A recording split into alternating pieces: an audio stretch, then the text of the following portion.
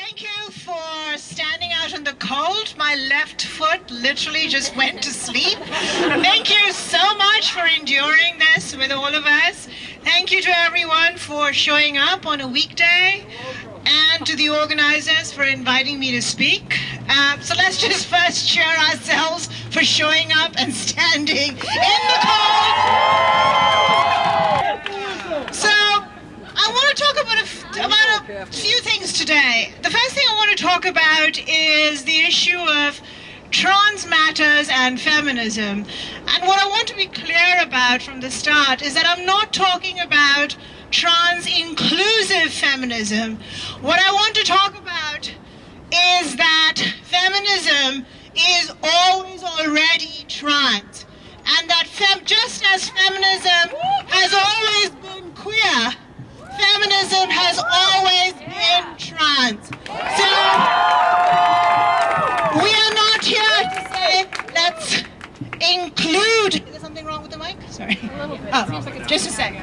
Feminism is not about, it doesn't have to include trans. We are not the ones who make that decision.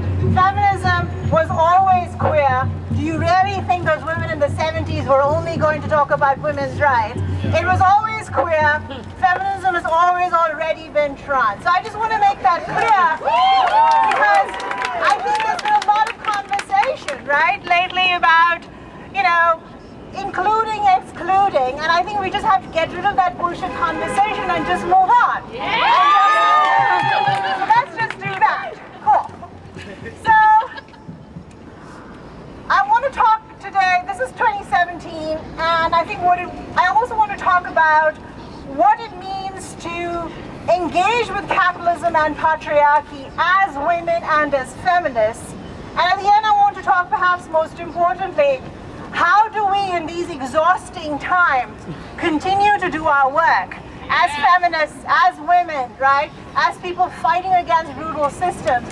How do we do this work without exhausting ourselves, as so many of us already are? So, this is my bedtime. So, as we march and fight today on International Working Women's Day, we march not just for the rights of women, but to reclaim feminism itself. That's right. There can be no concept of women's rights, women's equality, without a concrete sense of what feminism is. This may seem strange to some of us because, after all, you might think, aren't we all automatically feminists?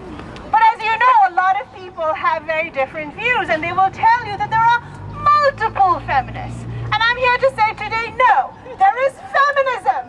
And this is what we mean. And here's what we mean. This is 2017, as I keep saying. But throughout the decades, women's marches have been inflected and influenced by different ideas of what feminism means.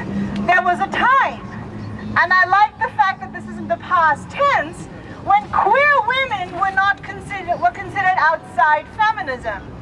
There have been times, as recently as this year, when women of color had to struggle to make their way as organizers of women's marches. And even in 2017, there are those who would insist that trans women don't belong with feminists, simply cannot be feminists because they are trans women.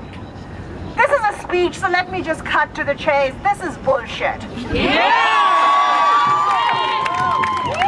And also, there's also those who say that, all I have to say about that is there's just no place in feminism in a women's strike for those who would exclude any of these groups.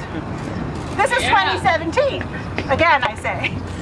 How we understand the category of woman, right, woman in quotation marks, has fundamentally shifted from even 10 years ago, from even 5 years ago.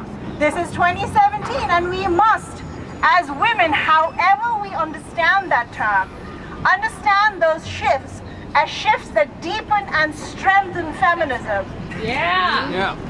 We also, at the same time, have to contend with this very simple and brutal fact. that woman, right, the category of woman is still a category targeted, and by woman I mean anyone who wants to use that category, but that space of woman, right, is still targeted with hatred, bigotry, and misogyny. Yeah, that's right. To give you an example from a while back, to explain what that means, in 1997, in one of the most shocking known cases of police brutality, Abner Louima, a Haitian immigrant, was picked up, beaten up, and brutally sodomized, which is to say, he was raped with a broomstick. This kind of assault continues to happen every day. His happens to be one of still the most infamous cases. Alongside, of course, the countless rapes of women, trans, non-gender conforming people as well. But I want to point to today what it means for men, male representatives of the state, to effectively rape another man under such conditions.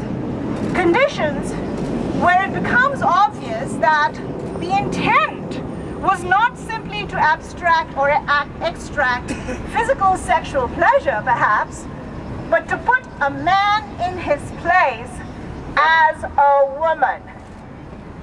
Which is to say, cis hetero men like Louima, who continue to face the kind of brutality in the prison industrial complex, alongside women, alongside gay men, alongside trans people, alongside gender non-conforming people, are treated the way they are, in ways that put them down in the position of woman, in the category of woman, precisely because that space of woman, as we understand it, is considered the dumping ground for the lowest of the low. Woman, consequently, is still, for many people, I'm so glad I found my stapler today. Woman is still considered a space of complete disempowerment.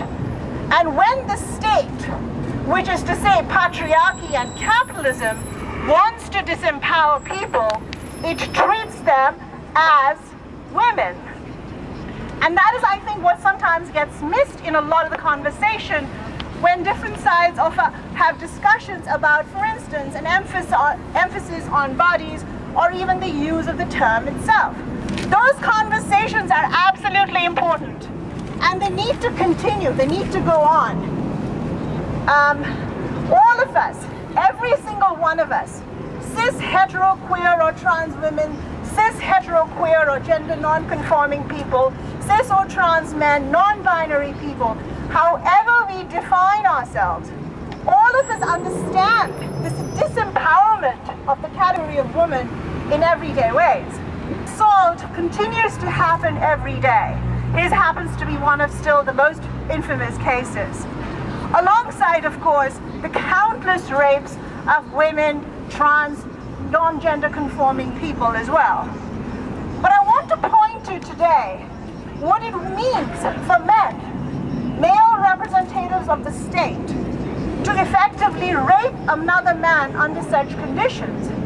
Conditions where it becomes obvious that the intent was not simply to abstract or extract physical sexual pleasure, perhaps, but to put a man in his place as a woman. Which is to say, cis hetero men like Louima, who continue to face the kind of brutality in the prison industrial complex, alongside women, alongside gay men, alongside trans people, alongside gender non-conforming people, are treated the way they are, in ways that put them down in the position of woman, in the category of woman, precisely because that space of woman, as we understand it, is considered the dumping ground for the lowest of the low. Woman, consequently, is still, for many people, I'm so glad I found my stapler today. Woman is still considered a space of of complete disempowerment. And when the state, which is to say patriarchy and capitalism, wants to disempower people, it treats them as women. And that is, I think, what sometimes gets missed in a lot of the conversation when different sides have discussions about, for instance, an emphasis on bodies or even the use of the term itself. Those conversations are absolutely important, and they need to continue, they need to go on.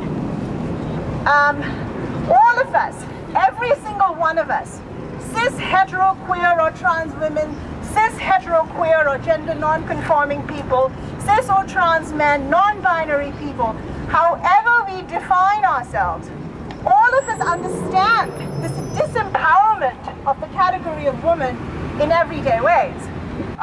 Encounters is the word bitch. We are all, in that sense, the bitches of capitalism. I mean, sometimes it's great to be someone's bitch. You know what I mean? We all know what that means. But you know what I'm talking about. This is what patriarchy does to us, right? It renders us its bitches. Fuck the patriarchy. Fuck the patriarchy. Thank you. I want to make that clear before I move on to my next point, which is that while we cannot exclude different groups, we also cannot assume, as too many of us do, that there are multiple feminisms for multiple people. There is no separate feminism in the boardroom and a separate feminism for baristas. Yeah. There is no separate feminism for pro-choicers and a separate feminism for anti-abortionists. No. If feminism is to mean anything, it has to confront and destroy the economic conditions that exploit and brutalize all of us.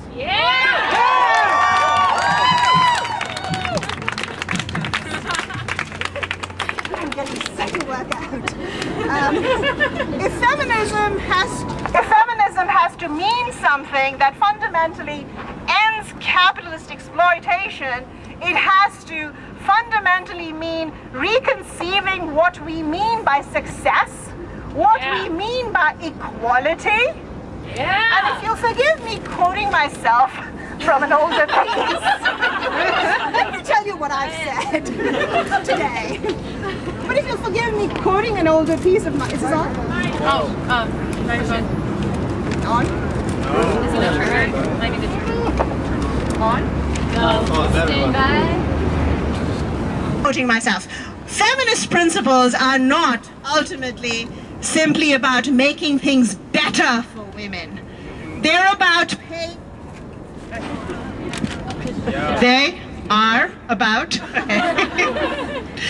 they're about paying attention to gender in order. Okay, I'll just shout.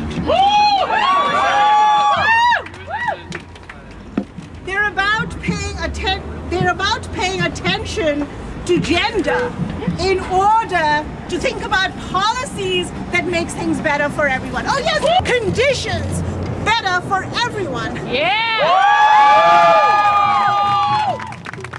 So, for instance, a feminism that is simply about ensuring that women at the top, women in boardrooms, get bathrooms with diaper changing stations means nothing if the women and the men and everyone included, if everyone who has to work cleaning those bathrooms and wiping baby shit from the walls, if they get nothing like time off or the ability to place their children in daycare.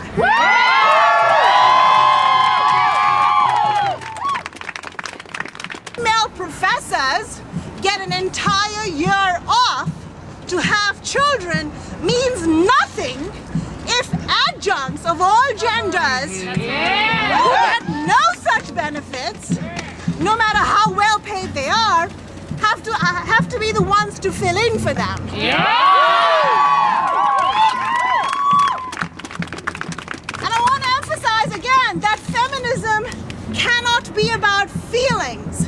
about how good or bad we feel.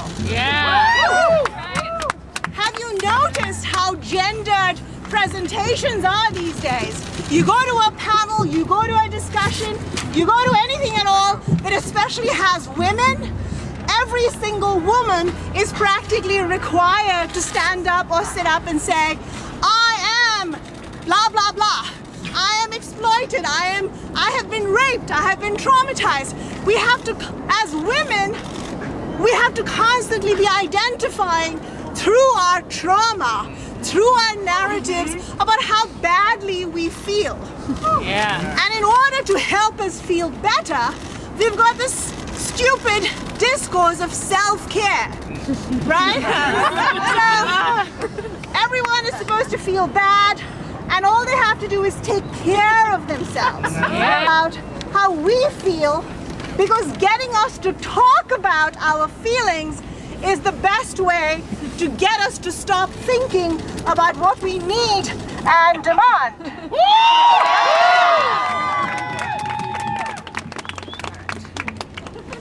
We talk endlessly.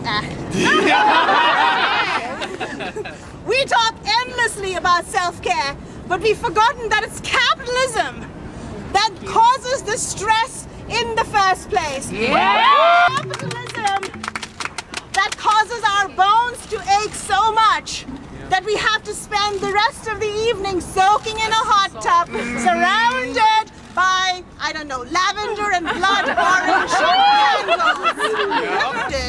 As a movement centered around feelings instead of politics and economics. The point of today's strike, the point of women refusing to work, refusing to exchange their labor for shitty or mediocre wages that so many of us are paid, is not to infiltrate capitalism. It is not to change the mind of capitalism. To simply make it pay us better, though that's a good thing in the short run, but to fundamentally force people, including ourselves, to imagine and reimagine and imagine again feminism as a set of practices and demands that change the conditions of existence for everyone.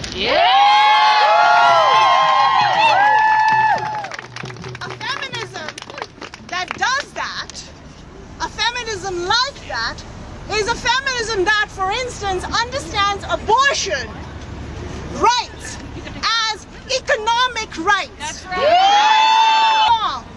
Allowed liberals in particular to co-opt the discourse around abortion by declaring that women deserve abortion rights because abortion is such a tragedy for all of us. No! I'd be saying no a lot. No! When you deny the unconditional, unquestioned right to abortion to half the population of the world, you are denying them their basic economic and political freedoms. We're all talking about refugees these days.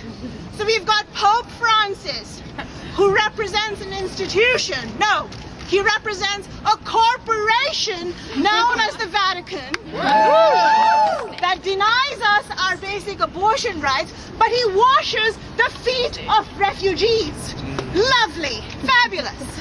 But think about what it means to be a female migrant crossing borders, quote unquote, illegally, or trying to leave one life for another, and to not have control over your own body, to constantly be faced with the threat and reality of sexual assault, or even with the demands of partners and husbands to not be able to decide whether or not to terminate an abortion, or even to have the means of access to reproductive control. This is what I mean by feminism needing to always center itself around the economic and the political, and to think about feelings as secondary. So now you're asking, fine. So where do we go from here? I'm going to talk about the simplest ways to move forward. And I'm going to do it by once again situating gender and feminism, right? We center it. We've all been really busy these last few months. But some of us, as we keep trying to remind people, have been at this for a really long time. Yeah. That's right. That's right. We've watched democratic presidents boast about bombing countries, about throwing drones at people. We've seen the immigration battle end because I will remind you, a democratic president in 1994 and 1996 introduced draconian new immigration reform that effectively meant that millions of people were pushed into the shadows. This began with the Clintons, a co-presidency, by the way, right? And now all of this trauma, this sense of exhaustion, it's exhausting and we have a long way to go. How many of you are exhausted? How many of you are sometimes so exhausted that you don't know whether you're exhausted or sick? How many of you live in fear and stress all the time? This help lift our spirits temporarily, certainly. They're very important. It's so important to gather in real life and real time. To make us feel like we have a chance of creating a different world. We're all marching and meeting, sometimes every week, as you know. But, and this brings me back to my first point about the category of woman. Who is doing the work in all of this? In organizing, in marching, in putting things together. Who is doing all that work? Who is organizing the meetings? Who is answering the fucking emails? People, answer my emails. Who is picking up the trash in the meeting rooms after the big important meetings? Who's seeing to childcare needs? I organize a lot, Gender Just, we keep organizing events and potlucks all the time, and it's really hard for us to get a substantial number of women at all the events. It's not because women are not political or because they're not concerned. It's because women are at home taking care of sick or dying pets, sick children, ailing parents, right? Ailing friends. As a woman, it's just simply hard to attend meetings in the first place.